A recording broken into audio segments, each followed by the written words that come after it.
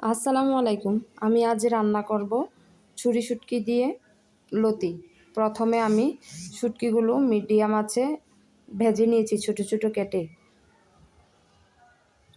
শুটকিগুলো থেকে একটা সুন্দর ঘ্রাণ আসলে সাথে পানি দিয়ে আমি বলক আসা পর্যন্ত অপেক্ষা করে 10 মিনিট ঢেকে রেখে দিব।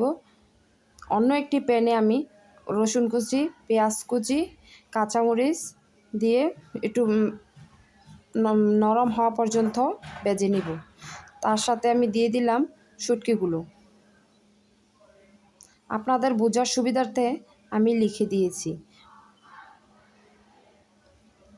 এখন ভাজা শেষ হলে আমি দিয়ে দিব রসুন, ধনিয়া, হলুদ, মরিচ দিয়ে আমি মশলাটা কষিয়ে নেব।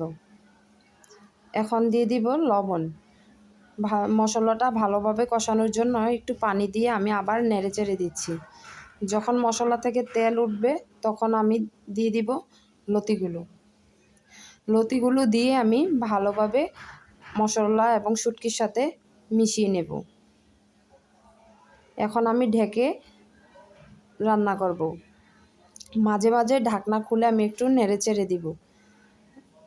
লতিগুলো সিদ্ধ হয়ে গেলে এখন আমি দিয়ে দিব ধনিয়া পাতা।